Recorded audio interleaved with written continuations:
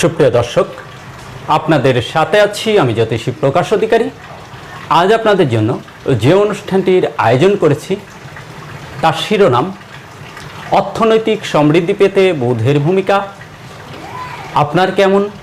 সুপ্রিয় দর্শক, অনুষ্ঠানটি না টেনে পুরোপুরি জানতে পুরো ভিডিওটি দেখুন এবং পরিপূর্ণ ধারণা অর্জন করুন। সেই সাথে যারা আমার চ্যানেলটিতে নতুন, এখনও সাবস্ক্রাইব করেননি, তারা অনুগ্রহপূর্বক চ্যানেলটি সাবস্ক্রাইব করুন এবং পাশে রাখার বেলটি প্রেস করে অল সিলেক্ট করে পরের ভিডিওর নোটিফিকেশন পেতে আমার সাথেই থাকুন। আজ যারা ফেসবুক প্রোফাইল থেকে ভিডিওটি দেখছেন তাদেরকে অসংখ্য অসংখ্য অসংখ্য ধন্যবাদ। প্রোফাইলটিতে একটি ফলো দিয়ে আমাকে উৎসাহিত করুন জ্যোতিষশাস্ত্রের নিগূঢ়তম রহস্যগুলো, গোপনতম বিষয়গুলো আপনাদের সামনে উন্মোচিত করবার জন্য বা তুলে ধরবার জন্য। সুপ্রিয় দর্শক, কথা দীর্ঘায়িত না করে চলুন আমরা ফিরে যাই আমাদের মূল আলোচনায়। আমাদের আজকের আলোচনার শিরোনাম অর্থনৈতিক সমৃদ্ধি পেতে বুধের ভূমিকা আপনার কেমন, মিলিয়ে নিন। সুপ্রিয় দর্শক, আমরা আজকে আলোচনা করব বুধ গ্রহ নিয়ে। বুধ গ্রহ আমাদের কিভাবে প্রভাবিত করে, বুধ শুভ থাকলে কি কি ফলাফল প্রদর্শিত হয় জাতক বা জাতিকার জীবনে, বুধ অশুভ থাকলে কি কি ফলাফল প্রদর্শিত হয় জাতক বা জাতিকার জীবনে।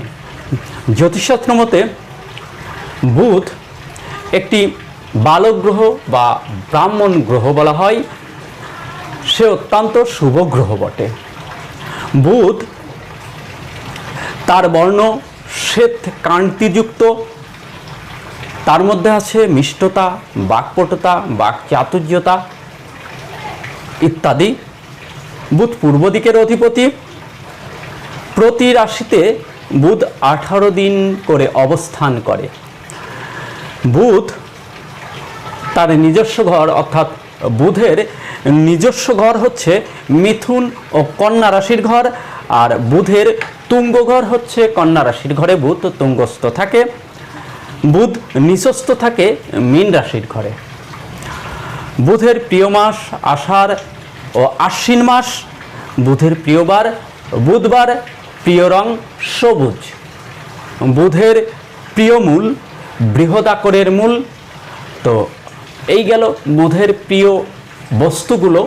এবার আমরা দেখব হাতে বুধ শুভ থাকলে কি ফলাফল নির্দেশ করে জাতক জাতিকার জীবনে, বুধ অশুভ থাকলে কি ফলাফল নির্দেশ করে জাতক বা জাতিকার জীবনে। এই যে কনিষ্ঠা আঙ্গুলটি, কনিষ্ঠা আঙ্গুলকে বলা হয় বুধের আঙ্গুল। যদি এই কনিষ্ঠা আঙ্গুল স্বক্ষেত্রে সোজা দণ্ডায়মান থাকে তাহলে বুধের আঙ্গুলটি অত্যন্ত শুভ অবস্থানে রয়েছে হিসেবে বিবেচিত হয়। তারপর এই যে মাউন্টটুকু, এই মাউন্টটুকু আমরা এভাবে একটি রেখা টেনে নিব কনিষ্ঠা এবং অনামিকার মাঝ থেকে হৃদয় রেখা পর্যন্ত। এই যে একটি জায়গা, এই জায়গাটুকু বুধের ক্ষেত্র। বুধের ক্ষেত্র এই জায়গাটুকু। তো এই বুধের ক্ষেত্রটুকু যদি এরকম একটু বেশি জায়গা ব্যাপী পাই, দেখুন আমি যদি হৃদয় রেখাটা এখান থেকে আঁকতাম তাহলে কিন্তু খুব কম জায়গা পেত, বুধ অশুভ হয়ে যেত। কিন্তু যখন হৃদয় রেখাটাই এখান থেকে আমি এঁকেছি তাহলে অনেকটা জায়গা পেয়েছে বুধ, এখানে অনেকটা জায়গাব্যাপী বা বিস্তৃত আছে। সেই সাথে বুধের এই স্থানটি যদি ফোলা, গভীর, মাংসালো, লাল গোলাপি আভাযুক্ত অশুভ চিহ্ন বর্জিত হয়। অশুভ চিহ্নগুলো নিয়ে আমরা শুভ চিহ্নের শুভ বিষয়ের আলোচনার পরেই অশুভ বিষয়টাও দেখব, অশুভ চিহ্নগুলো কি এবং সেগুলোতে কি হয়। তো এখন যেটি আলোচনা করছি শুভ বিষয়। শুভ বিষয় যদি থাকে, অর্থাৎ অশুভ চিহ্ন বর্জিত বুধের ক্ষেত্রে ফোলা, গভীর, মাংসালো, লাল গোলাপি আভাযুক্ত থাকে তাহলে বুধ অত্যন্ত শুভ রয়েছে। বুধ শুভ থাকলে বুধ আমাদের মস্তিষ্ককে নিয়ন্ত্রণ করে, আমাদের বুদ্ধিকে নিয়ন্ত্রণ করে। বুধ শুভ থাকলে তাদের মধ্যে বাকচাতুর্যতা, মিষ্টভাষী, মানুষের সঙ্গে মিশবার ক্ষমতা, মার্কেটিং ক্ষমতা, কথা দিয়ে মানুষকে মোহিত করবার ক্ষমতা, বালক সুলভ আচরণ, অঙ্কশাস্ত্রে পারদর্শী, হিসাবে অত্যন্ত চৌকস এবং গোছালো মনোভাবের একদম গোছালো জীবন বুধ শুভ থাকলে হয়ে থাকে। বিভিন্ন রসায়ন, আবিষ্কার, লেখালেখি, ওকালতি,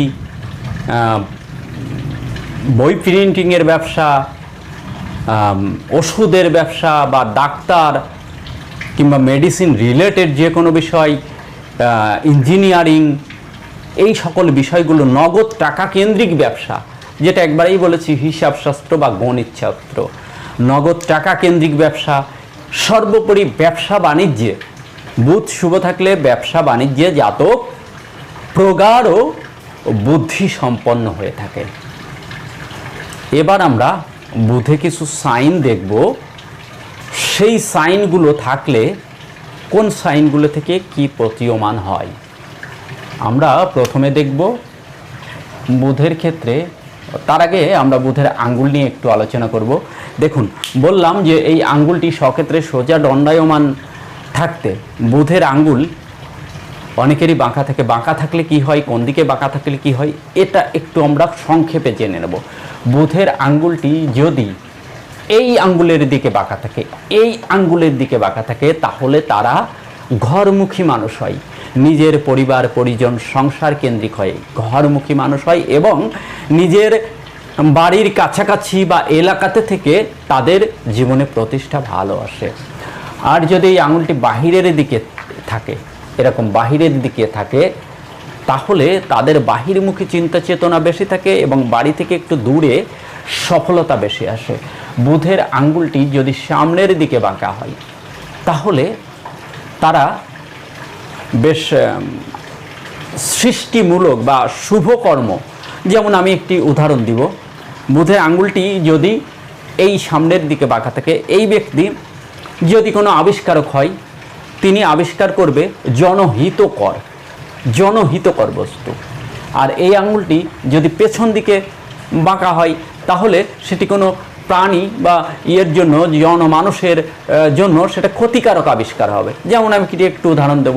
বুধের আঙ্গুলটি যদি সামনের দিকে বাঁকা হয়, উনি যদি কোনো ওষুধ আবিষ্কার করেন বা ওষুধ শিল্পের সাথে, ওষুধ তৈরির সাথে জড়িত থাকেন, উনি নিশ্চয় মানুষ বা পশু পাখি তাদের রোগ নিরাময়ের জন্য যে ওষুধ সেটি তৈরি করবেন।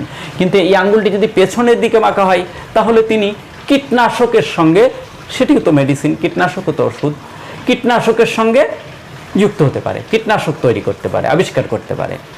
এই আঙ্গুলটি সামনের দিকে বাঁকা থাকলে তিনি যদি একজন আবিষ্কারক হয়, তিনি যদি মনে করেন তিনি একজন বিমানের আবিষ্কারক বা তিনি জাহাজের আবিষ্কারক, সামনের দিকে বাঁকা হলে তিনি আবিষ্কার করবেন মানুষের চলাচলের যে বিমান, চলাচল করবার, পণ্য পরিবহন করবার যে জাহাজ, সেটি আবিষ্কারের সঙ্গে তিনি যুক্ত থাকবেন।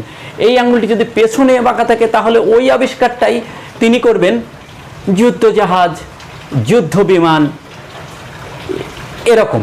বুধ কিন্তু অত্যন্ত একটি প্রভাবশালী গ্রহ, মানুষ জীবনের বুধের ভূমিকা অপরিসীম বুধের ভূমিকা। তো এবার আমরা বুধে কিছু সাইন দেখব, যেটি দেখতে দেখতে আমরা থেমে গেছি।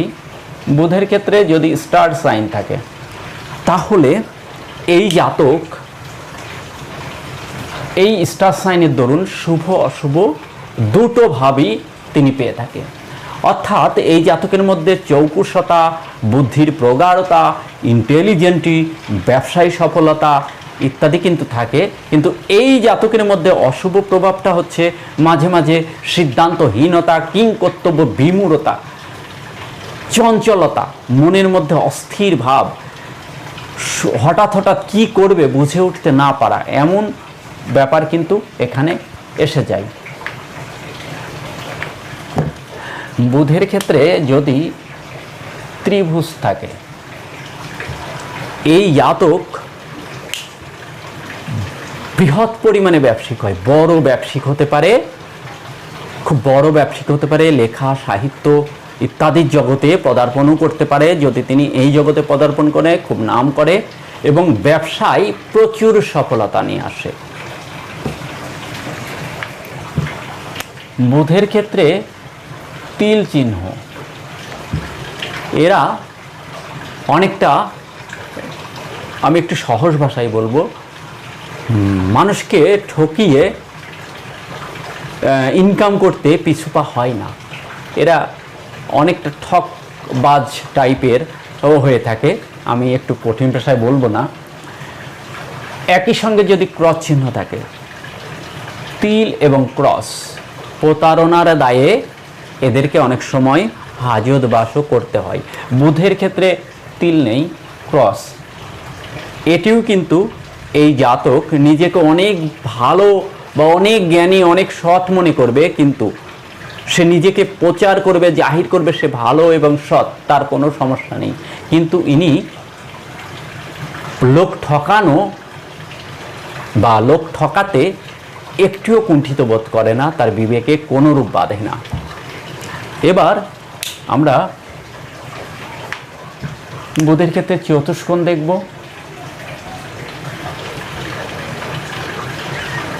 সকল ধরনের বাধা বিপত্তি পেরিয়ে জাতক জীবনের মান উন্নয়নের জন্য ব্যবসায় প্রচুর সফলতা পেয়ে থাকে।